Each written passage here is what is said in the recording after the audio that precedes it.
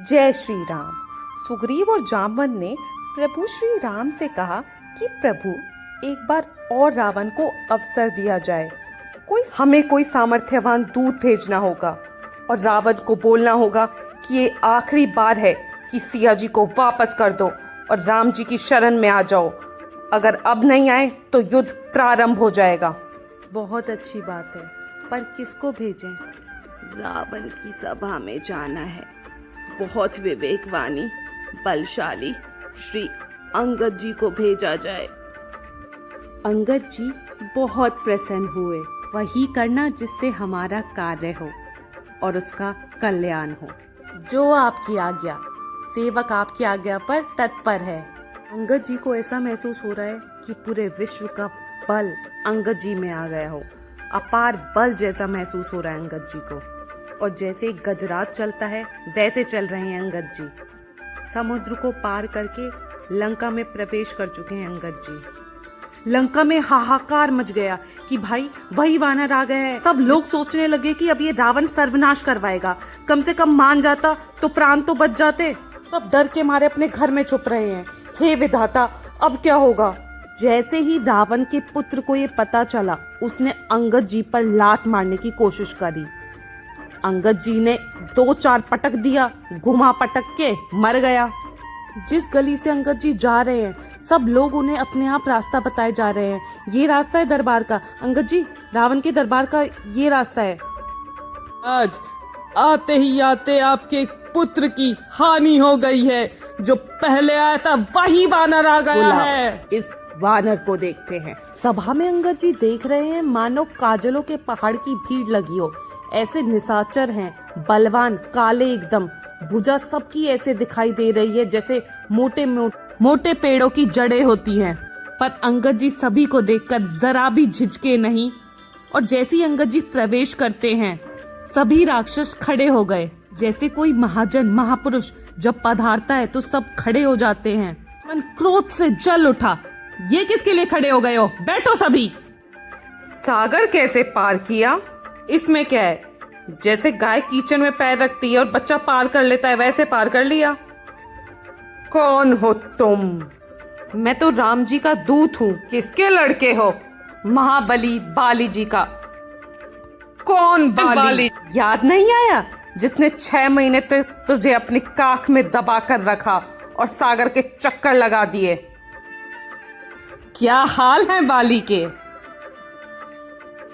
10-15 दिन बाद आप खुद पूछ लेना किस काम से आए हो। हम किष्किंधा में रहते थे। हमने सोने को चुराने वाला चोर देखा, चांदी को चुराने वाला चोर देखा, पर दूसरों की पत्नी को चुराने वाला चोर नहीं देखा था। बस वही देखने आए थे। कैसा लगता है? मूर्खता की बात मत करो। तुम मेरे दोस्त बाली के बेटे हो।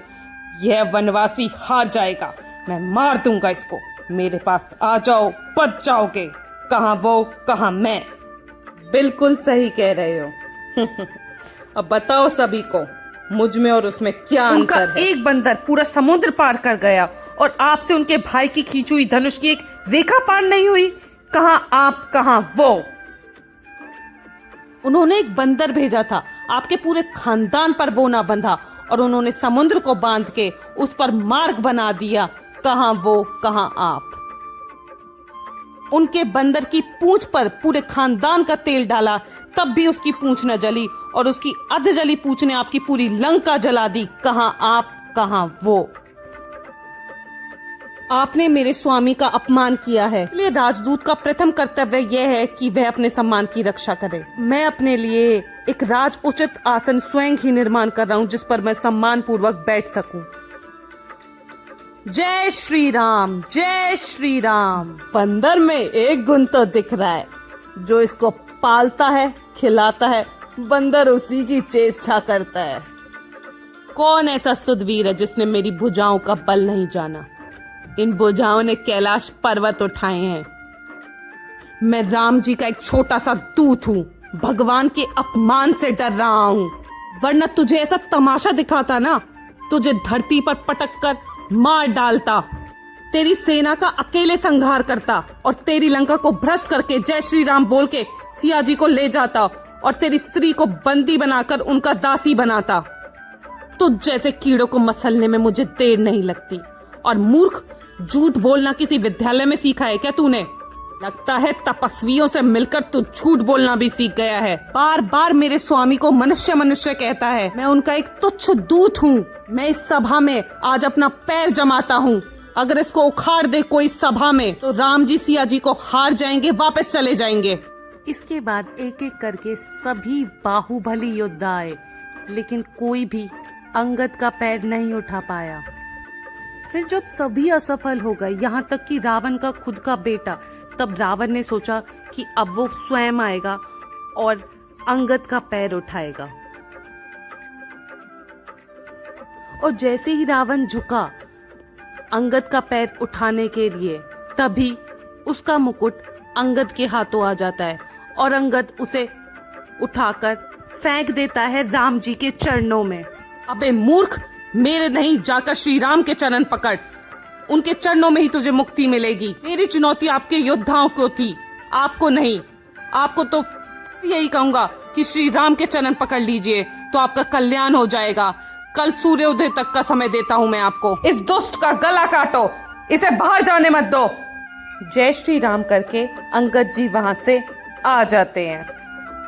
अगर वीडियो अच्छी लगे तो कमेंट में जय श्री राम जरूर लिखिएगा और चैनल को सब्सक्राइब करो।